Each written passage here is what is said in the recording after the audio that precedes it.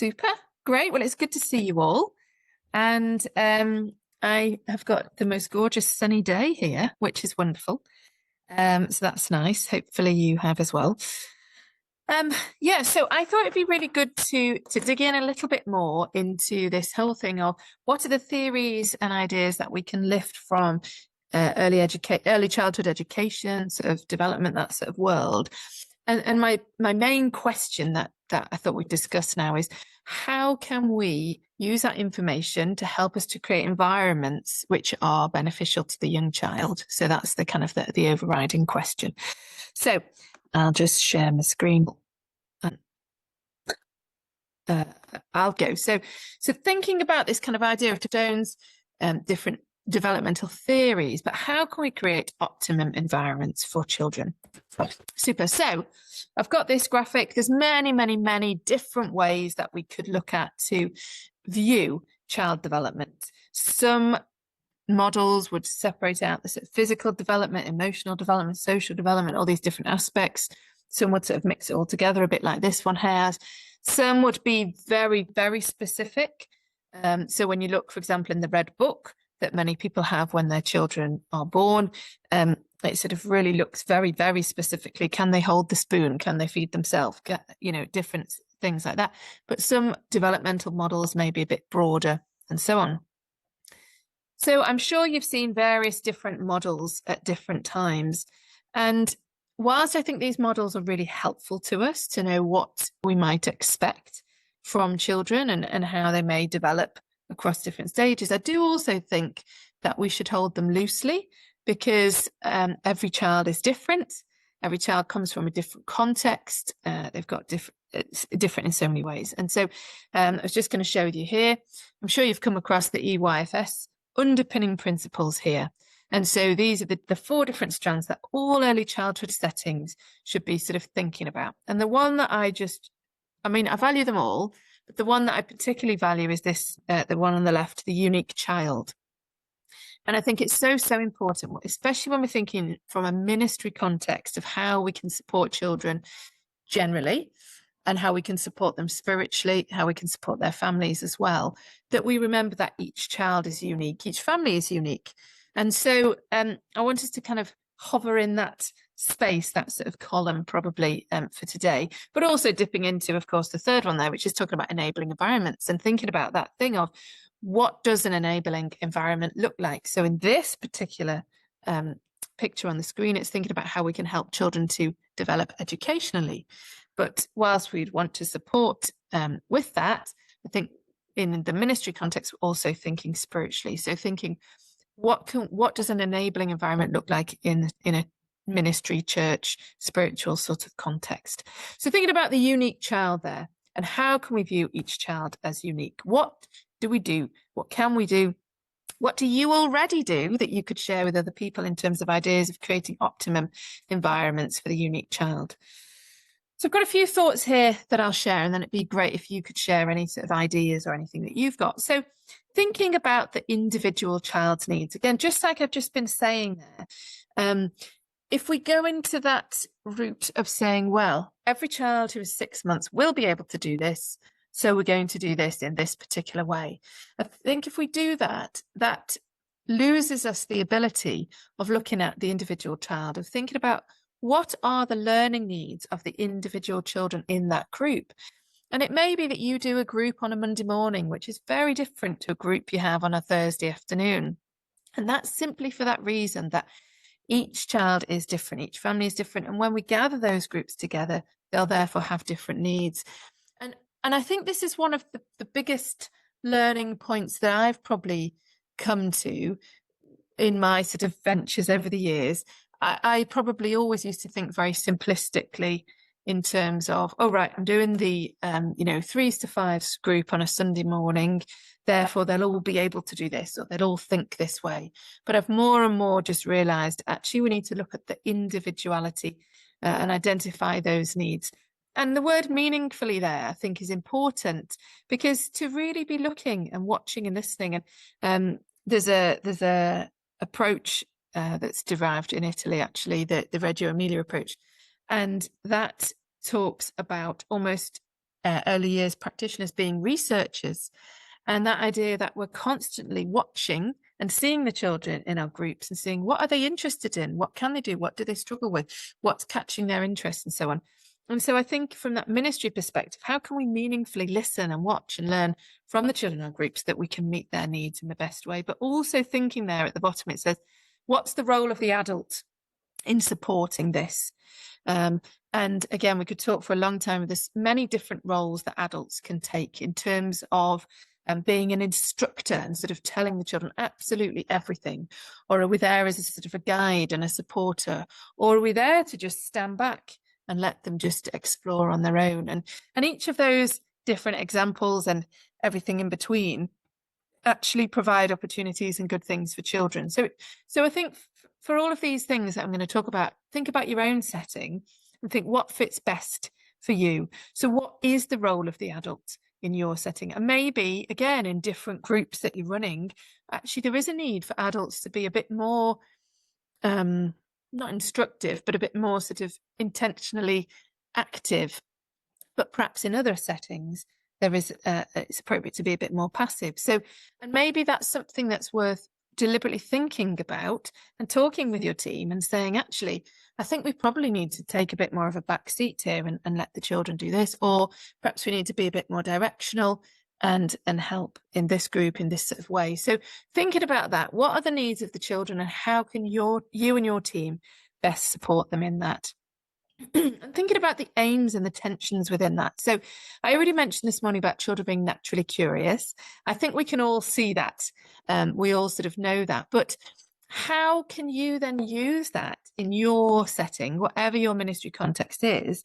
How can you capture the child's natural curiosity? How can you provide that optimum environment so that they can be curious and explore things of faith, as well as explore shapes and colours and textures and so on?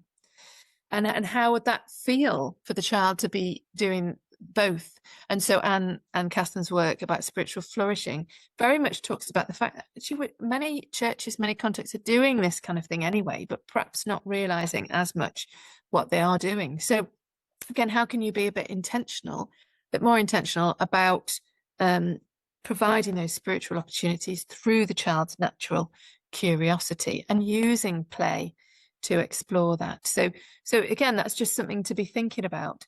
How can you expand the opportunities for curiosity and spiritual curiosity? And then as I was preparing this, I was thinking about the difference. In a way, it's a tension, but in a way, it's not. This idea of surplus energy. So is the purpose of play to get rid of that surplus energy, or is the purpose of play to have relaxation for the child? And so the difference, these are very much extremes, and you're probably somewhere in between. But thinking about that, sometimes people say, well, we have to have, for example, a toddler group so the children can run off their steam, get it all out their system, and then it's easier for them when they go home.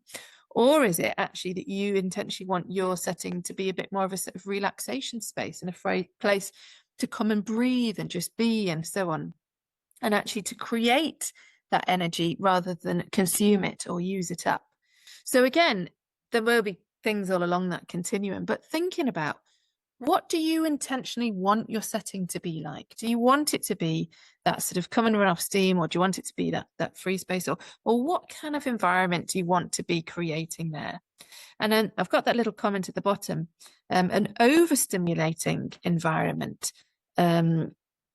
requires exploration. So to reduce that sort of nervous anxiety, but an understimulating environment requires play to increase. So just kind of thinking about that in terms of even the way that you're laying out your activities. Do you want it to be that there's so much there so they can really be, in contact with everything or exploring everything, and using up perhaps that sort of nervous energy that they've got? Or do we want it to strip it back a little bit? And again, there's various models of this around the world in terms of creating understimulating environments. So perhaps having everything very calm, and you might have seen some settings have, for example, lots of wooden objects or plain sort of colours and so on. And actually that will sort of allow that sort of relaxation sort of thing. So again, just thinking about how could you tweak your environment a little bit to think about those ideas. And how can children feel happy and safe in your setting? And again, I think if we sort of said, you know, do you want children to feel happy and safe in your setting? Everybody would say, of course we do. Of course we do. And so I think here, what I'm just trying to say is, what are some of the different ways that we can think a bit more intentionally about providing that? So how can the adults in your setting provide that sense of care and support? And I've seen so many different models of toddler groups and Sunday morning settings and midweek settings and all these different things. And it's really interesting to see how adults play a role within that, and how they handle sort of transitions. So I know for myself, I have a tendency, which I don't like, to be very much like, quick, we've got to get this done. So we're doing snack time in a minute. So everybody, whatever you're doing, drop it. We've got to do snack time. You know, quick, just come on, everybody, quick, quick, quick, come on, over here now, quick. And then snack time's over, right, next thing, what can we do? And I know that that's a sort of a tendency, that's the way I tend to be, but I've over the years been increasingly aware that that doesn't often in that sort of mentality, then I'm perhaps not showing that level of care or support or handling those transitions very well. So actually, how can we as adults just slightly change the way that we're doing things to show that care and support? And maybe it's thinking about your sort of booking in routine, or when people first arrive, the welcome, or maybe it's thinking about even the end, you know, how can you show that? Or are there specific times which tend to get really busy and really frenetic, and how can you perhaps change those to allow that sense of care and support to be shown, to make it feel a bit more relaxing, a bit more safe, a bit more happy. So just thinking about some of those times. But I think really this is a key one, this third point, this sense of belonging. Toddler groups are particularly amazing places to foster this sense of belonging, but various other under five settings. And I absolutely wholeheartedly believe that those early years are just so foundational for the children, but also for the parents and carers, because whatever those sort of patterns or ways of being a parent or a carer, whatever happens in those early years, it shapes the parent or the carer also. And so they also will be changed in terms of the experiences they have. And so how can we create that sense of belonging in our settings so that both the children and the adults are feeling they belong? They're feeling that they've got that group to be part of. I'm sure we've all heard many, many stories where people come to toddler groups almost as a sort of lifeline, and they come perhaps in quite a low state, quite a struggling state emotionally, and they're just coming to be with people because they're sort of perhaps seeing some sort of affinity. So how can we in our settings, what are perhaps some of the little things that we can do to introduce people to one another, to foster conversation? Now, I think it's a really difficult one because you don't want it to feel forced, or if people just want to come. I've been to quite a few toddler groups where actually nobody does really speak to one another, and it's more like a sort of a coffee shop type vibe, and people come and they actually want to be sort of on their own and just sort of let their child play. They'll drink their coffee and it's their sort of space to be. And so perhaps, you know, in that, how do people feel that they could have conversation if they wanted to? How does it feel like a sense of feeling part of something? But if you're a more sort of relational sort of setting, again, what sorts of things could you put in place so that people feel they can easily chat, easily connect? Because I think often it's quite difficult if you're a new person coming in to sort of be that sort of go up to people and talk to them. So is there a little board that people could leave their name if they wanted to have a chat? Or could you sort of put people on tables together? Or how could you sort of do in your setting to connect people and enable that sense of belonging? Even just doing things like in the holidays, you know, if your toddler group's not on during the summer holidays, could you just pick 2 random dates and sort of say, everybody, you know, get together, go for a picnic together. So there's that sense of shared identity going out together, so it doesn't all rely on your setting. But thinking again about peer interaction, how is that supported? So young children don't typically always play together much or very well, but how can we support children in that? I famously remember my daughter in a toddler group. I don't know, she was probably 2 at the time, and she was playing with an ironing board, and somebody who was not a particularly relational child, let's say, came over and snatched the ironing board from her. And I watched across the room as they had this sort of push and pull for the ironing board. And it was really kind of interesting to watch. And it really stuck with me, that idea of what's our role in that, in terms of the interaction between children? How can we make that feel happy and safe for children when they both want the ironing board, or they both want this toy, that toy, or whatever it is? So what kind of things can we build in? And this, I think, is a key thing. What pedagogy, and that word simply means almost an ethos, a way of being, a way of framing our setting.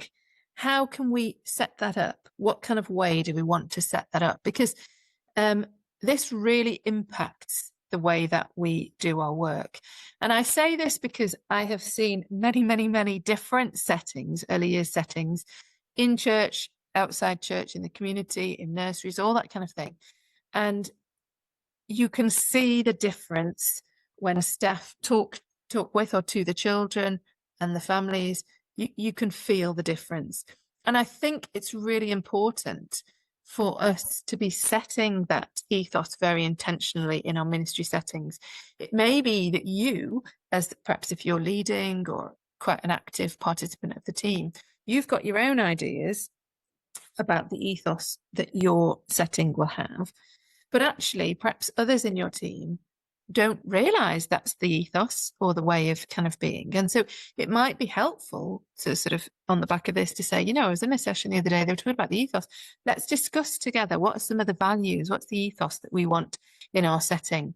And a few examples of this. My daughter, who was the one who had the ironing board argument when she was 2, she's now 15.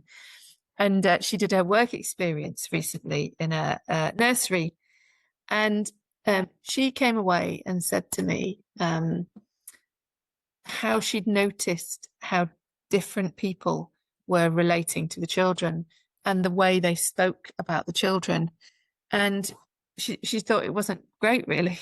And I've seen that kind of thing myself, and I'm sure you have, where perhaps people overlook that a child who is 2 actually does understand and does hear things. And so if we say perhaps things that aren't very nice, aren't they a bit of a moody child, or or their parents not really paying much attention, or some of these comments that perhaps inadvertently may be said in settings, and I've heard that kind of thing so many times, speaking over a child, it's really not helpful. And again, I'm sure if we were talking about it now, people would say, no, I would never want people to say that in my setting. But again, I think it's really important to label that and to talk about that as a team. We're going to speak well. One group I was in a while ago, so a team member joined the group who kept calling the children little horrors. And she said it in a very sort of affirming, it was like she meant it in a cute way, like, oh, you little horror. But it was like, to me, it really grated, and I think to other parents and carers and so on who'd hear it, they would. And so I think this way of how we talk to the children really, really matters. And so just thinking about your team, your context, how can you talk about that together? So you're setting that sort of ethos and thinking about the ways of interacting with children and their changing needs. So if there are children, I'm going to come on to this shortly about children with specific needs and so on. But how is an appropriate way for us as a whole team? How is it that we're going to handle if a child is going around snatching toys off everyone, or going around shouting at everyone, or if a parent isn't particularly involved, or childminders are coming and they're just leaving them to run wild? How, as a whole team, are we going to be approaching that so that we've got that ethos and we set that right from the start? We lay out those expectations to parents of carers as well as the team. And what changes perhaps could happen in your setting to foster that sense of well-being and safety? Are there little things that you could do just to help adults to see a bit better, to see what their child is doing? Are there different things where children physically might get hurt, but also are there ways that sort of socially we could support them and help them to feel safe? So just thinking about these things. And I think a day like today is a really good opportunity to step back slightly and just slightly evaluate what you're doing. I'm sure everything that you're doing is amazing. So it's just little tweaks to perhaps the systems or the policies just to improve this and make it even better and enhance it even more. Some other things to consider. You may have come across this idea of learning styles. So different people will learn in different ways. This kind of way that I'm doing of just talking at you, it's not necessarily the best. I'd much rather sit over a cup of tea and have a chat and discuss it as a conversation. And shortly we'll have a conversation. But there's all different ways that different children learn, different adults learn, different strategies in different ways. So again, thinking about in your group, if you have a story time, is there an option where actually people who want to, I'm sure you do this anyway, sort of see the pictures, but perhaps people might want to do some sort of puppets, some sort of kinesthetic actually doing things, or, do people want to lie down? Do you want to add music? So that actually it's thinking of children and adults with different learning styles, different learning preferences. Then the second thing here is thinking of prior knowledge and we cannot assume that children and adults in our settings have a particular knowledge when they come, especially into a church. We don't know what their experience or their knowledge is about the Bible, faith, whatever. But even we can't assume that they know what a toddler group should be like, or what how it will function or what it will be. And so thinking about actually how can we support individual families as they're coming, and language development, all these different things, especially the more and more diversity we're getting into our settings, coming in, how can we be thinking about sort of helping everybody where they're at and designing the space or having the experience where each of those abilities are celebrated. One of the big things that drives me in my work with young children is this thing of what can they do? Let's help them to experience things with their abilities rather than perhaps saying, they can't, I don't know, let's say they can't write their name, so we're not going to do that. Or they can't do this, they can't do this, they can't do this. Actually thinking, what can they do? And how can we be helping them to develop that even further from what they can do? I think that's a really important philosophy, a mindset to sort of have as we're working with these young children. And again, in terms of strengthening confidence, I suppose, of the adults who are coming, to show that we're celebrating what their child can do is wonderful. I've known many parents with children with additional needs, and I think particularly in those early years when they are perhaps just trying to work out about their child's individual needs, and sort of perhaps there's quite a bit of heartache and struggle as they're sort of noticing my child can't do something the same as that other child, and actually to not draw attention to that, but to say what can the children do and sort of work on their children's abilities is such an affirming, encouraging ethos to have in your setting. And so just to acknowledge that there are many different access issues, there may be physical limitations, physical barriers, really, to attending your group, your session, your setting. But there may also be various special educational needs. There may be language barriers, so people may speak a different first language, but equally, it's important to be aware not all adults, for example, can read. And so to have an information sheet, which is about providing information all on a sheet, actually that might be a barrier. So thinking that through, lower academic ability. So we can't assume that people are all coming and able to understand these kind of things. But also, what about financial disadvantage? And especially now in these times that we're in, where families are struggling financially, how can we make sure that that's not an access issue in the settings that we have? So lots we could unpack there, but I just wanted to sort of acknowledge that. I've already mentioned this. influences idea from Renner. But the reason I put it up here is I absolutely believe so strongly in multi-agency working. And by that, I mean people working together for the sake of the child. And so perhaps thinking in your setting, what makes a kind of this optimum setting, this optimum environment, perhaps if you could work a little bit more with the parents who are coming, speak to them and find out, are there things that actually they could bring? They could run a session over here. Could they sort of get a bit more involved in sort of just being in charge of the coffee area or something, for example, using that sense of working together? Or perhaps they want to suggest some ideas of things that could happen that you could work with together. Perhaps you have a local school or other local settings or agencies or groups that you could work with and foster that sense of working together for the sake of the child. But just wanted to sort of put that up and just think about that. Are there other groups or individuals or organizations locally where you could sort of work together even more to strengthen even further the work that you're doing, multiply it out really? And then monitoring and evaluating.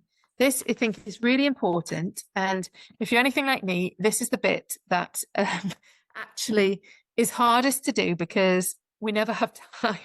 We're running around doing all these things, firefighting, doing all these kind of things. But actually, every now and then, it's really, really helpful. Actually, it's really encouraging and affirming, I think, to do this. But also, it helps us to fine-tune and enhance the work that we're doing. So is there a kind of a framework that you'll use to monitor? So, I mean, if I said this as a question, how will you know that your group, your toddler group or whatever setting it is, how will you know that it's working well?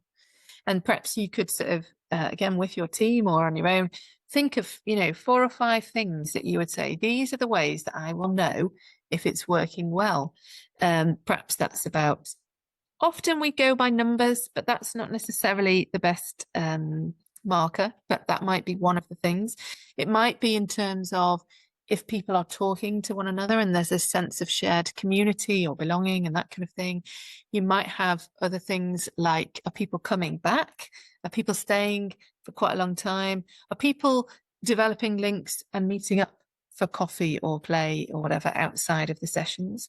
You might want to think about that idea of spiritual flourishing from Anne. So are there sort of opportunities that people are taking? If you've got a books area, which is all Bible story books, people going and getting involved with that, or how much are the parents and carers interacting in the session? So what are perhaps some of the ways that you're going to be specifically monitoring?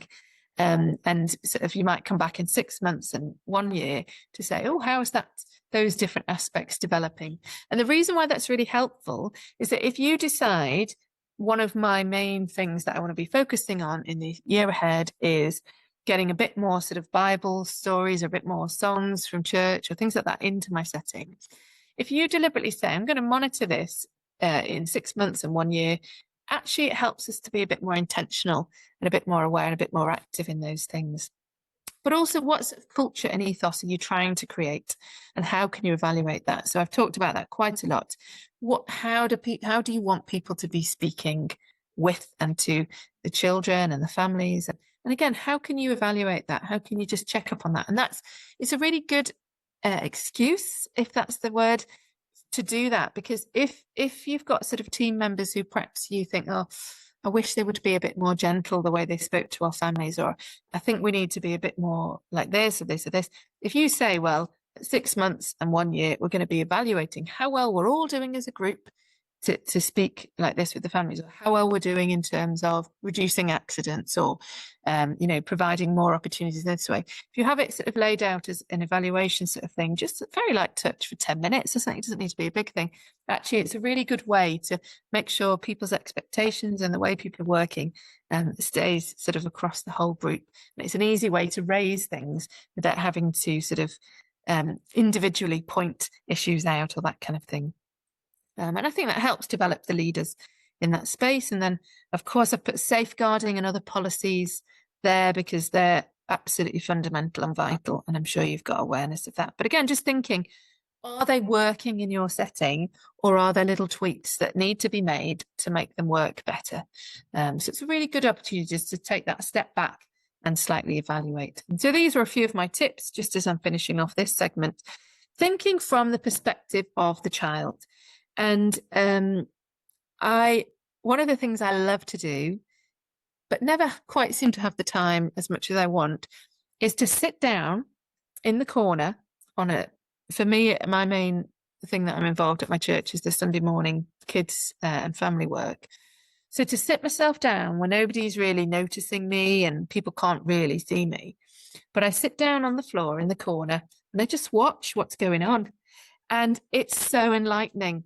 You see the children who are really fed up over there, or the people who are not spoken to or left out, or perhaps the parent who is sitting there looking sad, but nobody's going over to them, or different things like this. So it's really interesting if you can in some way, just very occasionally, just take yourself out and sit and just watch and see what's going on, particularly from the perspective of the child. What does it feel like from the child when they come into your setting? What's the welcome like? Do they feel rushed around, pushed around? Do they feel loved, valued, and all that kind of thing? So think about the perspective of the child. Consider collaborating with others.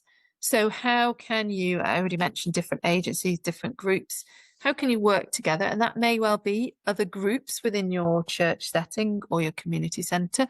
It may be working with the users themselves, the parents, carers, and so on. Think holistically. That word's been mentioned a few times today.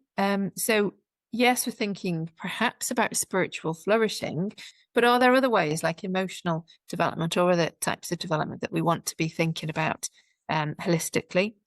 And then just continually reflecting on the environment, some of these things I've been talking about, continually evaluating, continually just pausing and thinking, how can we make it even better? I think that as a value is something that is built into all of us, but perhaps when we're busy and rushing and so on, it's hard to find time for that. So perhaps how can you build in time to reflect on your environment? Oh, and there's some references in case you're interested. So